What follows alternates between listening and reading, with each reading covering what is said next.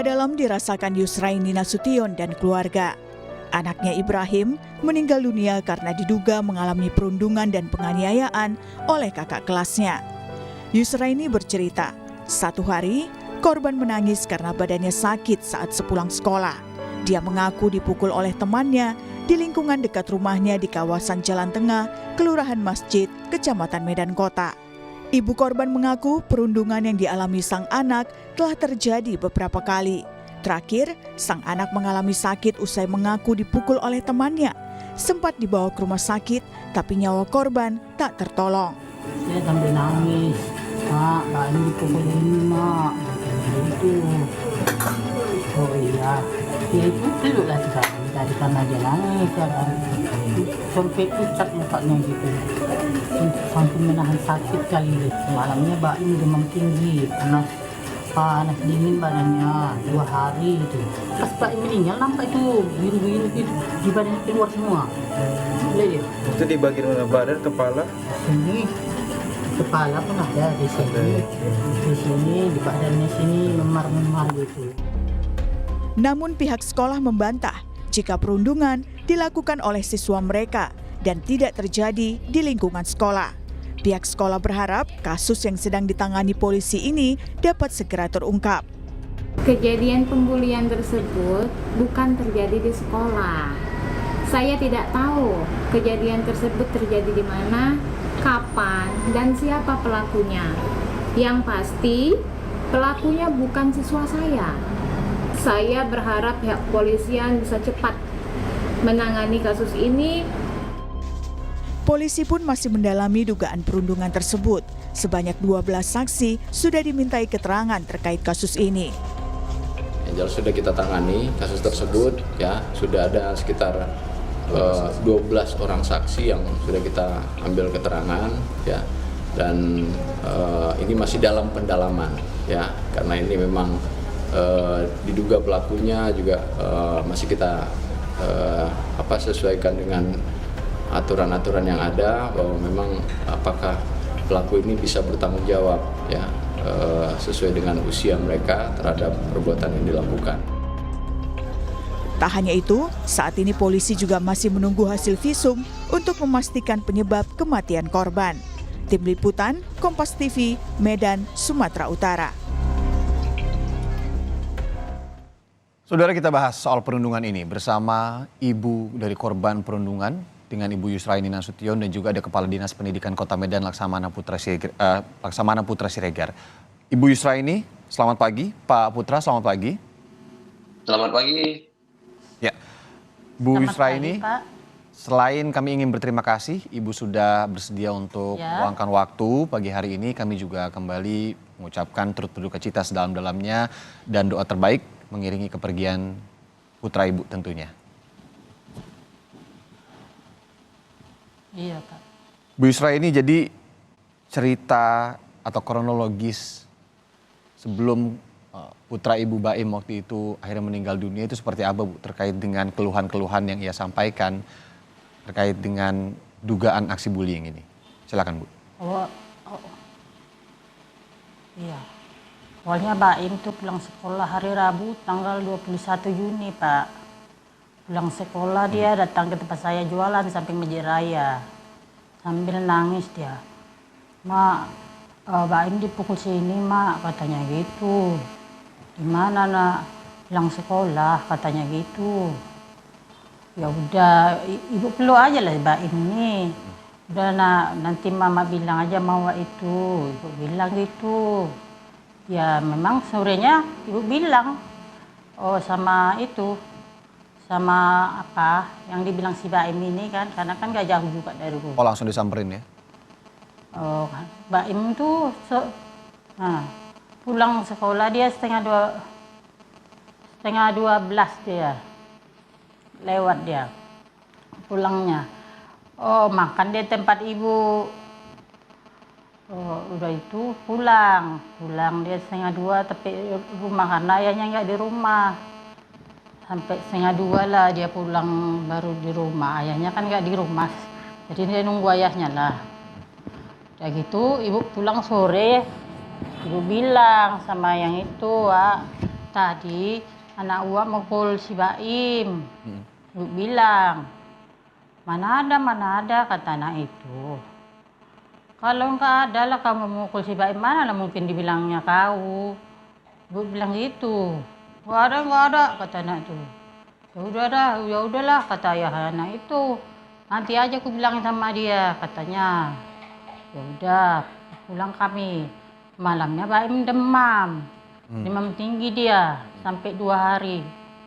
2 hari dia demam tinggi. Biasanya Baim ini pun memang nggak mau makan dia kalau demam. Oke. Jadi itulah, minum aja maunya dia. Kalau minum mau dia gitu. Terus badannya kayaknya rasa dia panas. Sampai maunya dia nggak usah pakai baju pun kalau tidur itu. Ya nggak bisa gitu kan, ibu pakaikan aja lah dia celana gitu. Cuman dia mau minum aja, makan nggak mau. Udah 2 hari, udah nggak panas badannya, tapi yang ketiga harinya sakit semua badannya katanya. Sama kepala sakit mak katanya. Oh ya udah, mandikan dia kan. Sorenya pulang jualan ibu gusuk dia si Baim ini. Kata tukang gusuk nggak apa-apa si Baim bu. Cuman dia marah badannya katanya. Kata tukang gusuk. Jadi ibu tanya, tapi nggak apa-apa ini Pak, sama tukang gusuk itu ibu bilang, nggak apa-apa bu katanya, nanti biasanya nggak apa-apa. Udah saya gusuk nggak apa-apa itu katanya. Besok kalau masih sakit kata si Baim badannya bawa lagi kemari katanya. Rupanya nggak sakit badannya 2 hari. Udah itu sakit lagi badannya katanya. Ibu bawa lah gusuk dia lagi. Yang bawa ayahnya, dibawa ayahnya pagi hari Selasa. Udah itu memang Baim waktu dia sakit-sakit itu agak lain nampak ibu dia gitu. Agak kayak ketakutan gitu. Kayak ketakutan, kayak trauma gitu dia Pak. Jadi itulah dibawa ayahnya pergi gusuk gitu. Udah pergi gusuk, pergi ayahnya ke puskesmas minta surat rujukan rumah sakit Madani. Udah di rumah sakit Madani, masuk UGD lah Baim ini tadi. Digolekkan aja lah dulu dia di situ kan. Ayahnya pergi antri pendaftaran dulu Pak. Ibu di sana, ibu kasih dia makan roti sama teh manis mau dia. 2 keping aja, tapi makin aneh ibu tengok dia kayak kejang-kejang gitu ya, kayak gini-gini dia, gitu-gitu dia. Kayak ketakutan gitu. Terus kata rumah sakit Madani, di sini bu nggak ada scanning sama apanya, alatnya scanning nggak ada kata orang tuh. Alatnya kurang gitu ya? Ibu bawa aja lah ke rumah sakit Bernadi kata orang tuh. Iya. Dibawa lah ayahnya ke rumah sakit Bernadi. Sore ibu sampai rumah sakit Bernadi, ditangani langsung sama dokter itu si Baim ini, diinfus apa kan. Tapi udah setengah sadar setengah tidak dia itu kata dokter itu. Itulah dia, tapi jumpa sama ibu, mak minta minum katanya. Rupanya nggak boleh, ibu tanya susternya, nggak boleh bu, dia kan kayak dalam keadaan nggak sadar antara dengan tidak ini kata dokter itu. Udah pergilah foto, pergi scanning namanya itu ya Pak. Udah gitu pas foto masih mengalir air matanya si Baim ini. Pas scanning pun masih mengalir air matanya itu terakhir. Berarti kan masih ada ya kan Pak ya. Ya udah siap itu baru dibawa ke ruangan, udah siap scanning, udah siap foto, dibawa ke ruangan lagi. Rupanya Baim udah tidak ada. Sebelum Baimnya hari Selasa pagi kan ibu bangun jam 3 kan ibu jualan kan, jadi biasa cepat bangun. Terus kalau ibu bangun pun ibu selalu tanya dia makan atau minum apa nak. Ibu bilang minum mak, kata minum ibu kasih. Terus yang itu udah ibu kasih minum, dia cerita dia. Baim, ibu tanya siapa yang mukul Baim nak? Tetap yang dibilangnya yang pertama itu juga. Si ini mak katanya. Baim waktu ibu bawa gusuk hari ketiganya ibu bilang lagi sama orang tua anak itu. Wah ini kayak mana ini anak aku ini? Oh, nggak tahu aku, nanti anak kau nanti pukul anak aku 4 bulan yang lalunya. Dibilangnya anakku aja yang mukul anak kau, katanya gitu. Jadi semacam Malah orang ada tuh ngajak penolakan gitu ribut Ibu ya? ibu. Ya udahlah. Iya, orang tuh menolak. Selalu anak itu menolak. Aku ada mana ada aku pukul dia, katanya gitu. Itu Mbak Im cerita waktu besoknya dia pas hari dia mau meninggal itulah kan yang jam 4 pagi itu ibu cerita sama Mbak Im. Dibilangnya sampai 5 orang yang mukul dia itu, Pak. Oke. Bila dia. 5-5-nya setahu Bu Yusra ini satu sekolah nggak sama Mbak Im? Enggak satu sekolah semua, beda-beda sekolahnya. Beda-beda ya? Pak Im ini anak ibu 8 tahun umurnya, anaknya gendut, tinggi besar. Iya. Yang mukul dia ini anak kelas 5 sama kelas 4. Cukup beda jauh ya Iya. umurnya gitu ya. Bu, ketika sebelum Iya, Mbak Im pergi itu kan dilakukan iya. scanning tadi Ibu bilang di rumah sakit. Sempet dibilangin nggak, mungkin boleh nggak Ibu sampaikan Iya. juga apa yang dibilangin pihak rumah sakit sebelumnya begitu? Ada. Penyebabnya. Rumah sakit bilang kan ada hasil foto, ada pembekuan darah di kepala Baim. Pas Baim gusuk itu nggak ada nampak biru-biru, Pak. Nggak ada nampak biru-biru, tapi pas Baim meninggal nampak biru-biru itu di badannya itu, Pak. Banyak sekali Bu. Itu kayak dipakai besi gini kan dia gitu, Pak. Biru-biru di sininya, di badannya gitu. Pas dia meninggal nampak. Disampaikan juga bahwa ini sepertinya ada Waktu dia benturan sakit benda nggak ada keras nampak begitu gitu. ke badan atau ke kepala Baim. Iya. Iya, memang kabarnya dipukul pakai besi segini kabarnya. Itu yang bilang Mbak Imnya Ya, atau itulah. pihak rumah sakit Bu yang pakai besi ini?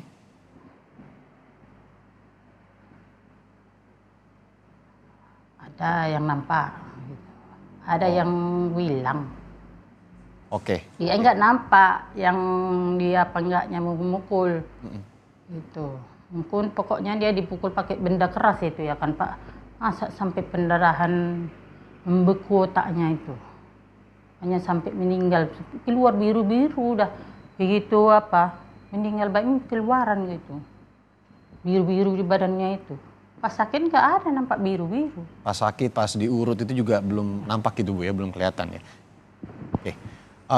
Iya, Oke, Bu nggak ada Yusra. nampak. Iya, ibu mandikan dia pun nggak ada nampak. Ya.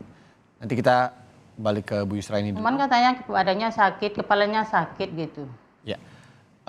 Selanjutnya saya izin ke Pak Putra Siregar. Pak Putra, jadi kalau sejauh ini kan memang polisi sudah turun.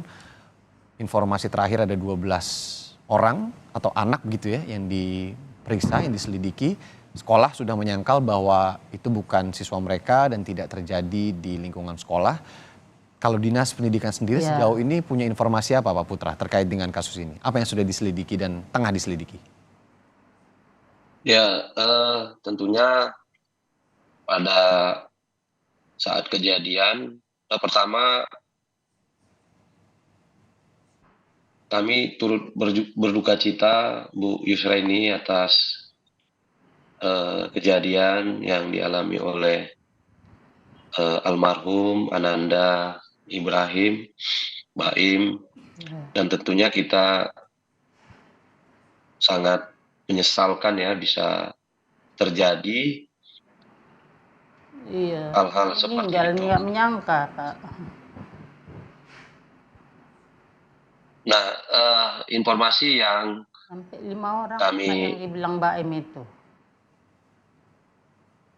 informasi yang kami terima pada saat kejadian, malam kejadian, saya langsung menuju ke rumah sakit Ringa di Medan, dan pada saat itu dalam perjalanan ternyata Baim almarhum telah dibawa ke rumah duka. Jadi saya sempat berkomunikasi dengan ayahanda Baim, namun tidak sempat berkomunikasi Bu, mohon maaf dengan Ibu Yusra ini karena kondisi Bu Yusra ini pada saat itu sangat terpukul atas kehilangan Baim. Dan yang disampaikan oleh media, informasi-informasi yang sudah beredar, dan tadi juga sudah ditegaskan oleh Ibu Yusra ini bahwa kejadiannya itu bukan dilakukan atau bukan terjadi di lingkungan sekolah dan bukan dilakukan oleh kakak kelas satu sekolah. Itu, Pak. Bukan dilakukan oleh kakak kelas satu sekolah, tapi memang benar bahwa Beda-beda sekolah. diduga pelaku memang berusia lebih tua dari Baim dan kejadian juga bukan di lingkungan sekolah. Nah, ini yang tentunya menjadi fokus kita. Bagi kami tentunya bukan masalah satu sekolah atau terjadi di luar sekolah, tapi ini tentunya menjadi pembelajaran bagi kita bahwa masih ada area yang atau ruang yang belum dapat kita jangkau, baik oleh pihak sekolah, kemudian pihak orang tua, maupun oleh masyarakat. Kalau kita lihat urutan kejadiannya bahwa kemudian terjadi di luar lingkungan sekolah, tapi juga tidak berada persis di dekat rumah Baim, almarhum Baim. Tapi kejadiannya itu antara sekolah dengan rumah. Gitu. Jadi ada kejadian yang kejadian itu terjadi di antara rumah dan sekolah, dan inilah yang sebenarnya harus kita perhatikan dan ke depan seyogianya kita lebih peduli ya bahwa pendidikan atau bagaimana kita ikut mendorong agar pendidikan ini bisa lebih bagus. Ternyata ada peran aktif ya masyarakat, dan tentunya nanti dari hasil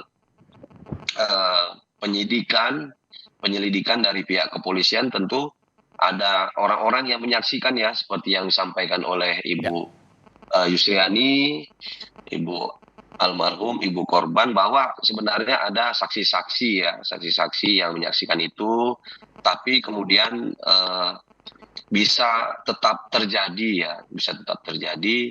dan ini yang bagi semua pihak harus menjadi evaluasi untuk memastikan tidak terjadinya hal-hal seperti ini, bahwa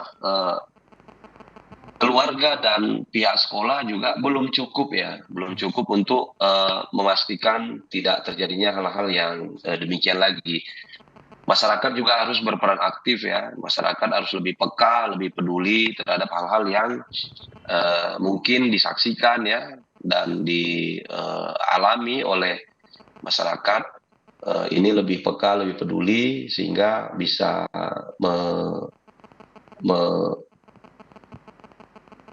memastikan agar atau menghalangi atau membuat kemungkinan yang lebih bahwa kejadian itu tidak terjadi. Oke, Pak Putra, nanti tentu kita akan lanjutkan lagi bagaimana kemudian kelanjutannya, apakah kemudian pihak sekolah juga akan dipanggil oleh distrik untuk mengetahui lebih lanjut secara psikologis di dalam sekolahnya seperti apa. Kemudian juga tentu kita akan dengarkan lagi dari Bu Yusra ini. Ibu, Bapak, kita jeda sejenak, nanti kami akan kembali sesaat lagi.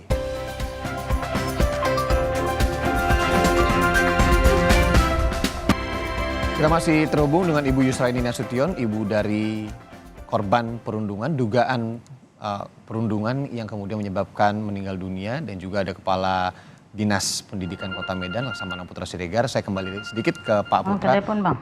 Pak Putra, jadi ke depan sebenarnya apa yang kira-kira akan dievaluasi terkait dengan sistem pembelajaran? Kalau tadi memang sudah tepat sekali bahwa peran serta masyarakat ini harus lebih aktif lagi, karena ada titik-titik di mana pemantauan orang tua dan sekolah ini sepertinya putus di tengah itu begitu ya.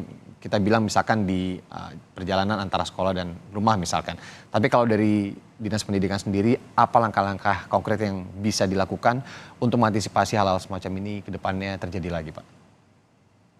Ya, tentunya kita akan mendorong seluruh sekolah yang ada di Kota Medan agar dilakukan sebuah sistem parental meeting ya yang bisa mengefektifkan komunikasi antara pihak sekolah dengan pihak orang tua murid atau wali murid atau siswa sehingga dapat dipastikan aktivitas siswa ya apalagi siswa yang kemudian dalam level SMP dan SD ini sangat penting kita lakukan pemantauan yang komunikatif antara pihak sekolah dengan pihak keluarga. Nah, kalau kita lihat dari kejadian ini bahwa sebenarnya kemudian kalau ada komunikasi yang efektif ya ketika misalnya siswa itu pulang dari sekolahnya, maka tentu kalau disampaikan komunikasinya ke pihak orang tua atau wali muridnya, maka orang tua atau wali muridnya bisa memprediksi ya berapa lama kemudian waktu tempuh dari sekolah ke rumah, sehingga ketika terjadi pergeseran waktu ya, penambahan waktu misalnya kok siswa yang pulang dari sekolah itu tidak pulang di jam yang sama. Ini kan tentu bisa dilakukan antisipasi ya, Ya. antisipasi hal-hal yang seperti itu. Nah, hal-hal tersebut bisa terjadi ketika adanya komunikasi yang efektif antara orang tua dengan pihak sekolah ya. Nah, kalau kita lihat saat ini dalam konteks Merdeka Belajar, hal-hal yang seperti ini, komunikasi antara orang tua dengan sekolah, ya, dengan siswa, dan apalagi sekolah-sekolah yang kemudian berpredikat sekolah penggerak itu, dia kan harus bisa menciptakan ekosistem ya, ekosistem pembelajaran yang melibatkan masyarakat di sekitar sekolah tersebut yang dalam artian tentunya masyarakat yang selain di sekolah tentu masyarakat di Oke. tempat peserta didik. Nah ini yang kemudian bisa men-trigger ya atau menstimulus kemudian masyarakat lebih peduli ya, lebih care, lebih peka terhadap pelajar ya atau kita katakan anak-anak yang berusia Baik. berusia seperti Tadi ya, pelajar. parental meeting kemudian juga komunikasi yang lebih efektif ini diharapkan akan diselenggarakan lebih giat lagi begitu ya, yang akan kemudian diinisiasi oleh Dinas Pendidikan ke sekolah-sekolah yang ada. Bu Yusra, ini kalau sejauh ini nama-nama tadi kan yang disebutkan Ya, oleh Pak. Mbak Im itu kan apakah sudah dilaporkan ke polisi dan bagaimana kemudian perkembangan Ima. penyelidikan kasus ini ke atau Udah. dari polisi ke Ibu? Udah diapakan polisi, Pak. Udah dipanggil, orang tuh udah dipanggil. Oke, tentu kalau dari cerita yang didapat, apakah kemudian kalau Mbak Im kan sempat nyebutin beberapa nama begitu Ibu ya. Apakah nama-nama ini memang sering disebut Mbak Im sebelumnya? Iya, Atau baru orang. kejadian kemarin aja Bu? Sebelumnya satu orang tua aja yang sebutnya. Besok dia mau meninggal disebutnya sampai 5 orang itu, Pak. Oke. Oh, sebelumnya Bukan, satu orang itu aja. dipukul di jalan pulang sekolah, bukan di sekolah. Mbak Im sempat bilang Bu, kejadian tepatnya itu di mana sih ketika Mbak Im dipukul itu? Enggak dibilangnya, ibu tanya. Baim dipukul di mana? Enggak dibilangnya. Enggak dibilangnya sih. Kenapa dipukul? Enggak dibilangnya juga. Diam aja dia. Mungkin sudah terlalu sakit badannya semua, Pak. Oke, dari ketika dia mulai, jadi kan ketika Ibu ketemu dengan orang tua nama yang disebutin sama Mbak Im itu kan masih nggak apa-apa tuh Bu. Ketika malamnya mulai demam, nah dari demam itu sampai kemudian di scanning di rumah sakit sebelum Mbak Im pergi itu nggak ada perbaikan sama sekali Bu kondisinya. Makin parah, makin parah. Ibu tentu jadi sorotan banyak pihak juga. Kalau dari Ibu Yusraini sendiri, harapan ke depan terkait dengan kasus-kasus seperti ini, seperti apa? Apa yang ingin Ibu sampaikan di pagi hari ini? Apa yang ingin Ibu tumpahkan mungkin agar mungkin kejadian seperti ini tidak terulang lagi? Mudah-mudahan polisi segera mendapat orang-orangnya dan tahu di mana lokasinya gitu. Tuh. Ya kan, jadi biar lebih mudah polisi mengatasinya. Karena ini kan anak-anak, jadi perlu lebih banyak bukti-bukti gitu Kak. Terus orang tua juga antar jemput anak itu sekolah, diantar jemput gitu. Lebih diperduliin lah anaknya gitu ya kan Pak.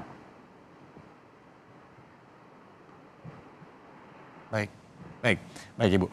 Ke Pak Putra, mungkin terakhir Pak Putra, ini terkait dengan pihak sekolah sendiri, kalau komunikasi dengan pihak sekolah sudah sejauh apa, kemudian ke depan bagaimana Anda melihat penerapan Permendikbud 82 tahun 2015 juga tentang mengantisipasi hal-hal semacam ini terjadi Pak?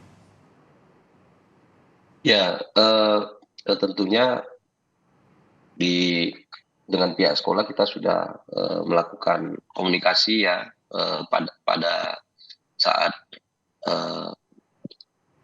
Baim di rumah sakit dan dibawa ke rumah duka. Dan saya meminta kepada sekolah untuk terus melakukan komunikasi ya dengan pihak keluarga, dengan pihak Ibu Yusraini untuk mengakomodir misalnya hal-hal yang dapat kita lakukan. Dan sampai sejauh ini pihak sekolah juga sudah dimintai keterangan oleh pihak kepolisian terkait dengan kejadian yang ada, dan kita terus berkomunikasi dengan pihak sekolah ya, dengan pihak keluarga melalui pihak sekolah. Nah, tentunya dengan Permendikbud 82 tahun 2015 itu kita berharap ya bahwa dengan diterapkannya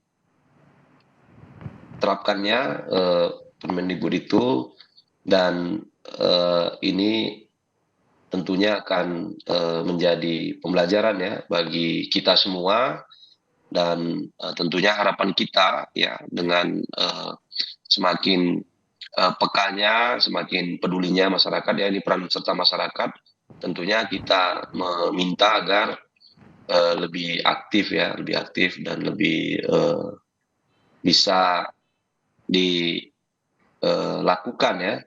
Yang paling penting tentunya bagaimana pihak sekolah dan pihak orang tua wali murid ini bisa membuat sebuah sistem yang lebih efektif, sehingga dorongan untuk komunikasi bukan hanya terkait dengan pembelajaran siswa tersebut, tapi juga terhadap perkembangan yang tentunya dipengaruhi oleh lingkungan sekolah, lingkungan permainan, dan lingkungan keluarganya. Kami kira itu. Baik, Pak Laksamana Putra Siregar, Kepala Dinas Pendidikan Kota Medan, terima kasih. Dan khususnya kepada Ibu Yusraini Nasution. Ibu, terima kasih sudah meluangkan waktu. Sekali lagi doa terbaik teriring untuk almarhum Baim mengiringi kepergiannya. Terima kasih sudah meluangkan waktu pagi ini. Tentu kita harapkan kejadian ini tidak terulang lagi dan bisa diantisipasi secara cepat oleh seluruh pihak, utamanya juga masyarakat. Terima kasih Ibu Yusraini, selamat pagi dan salam sehat.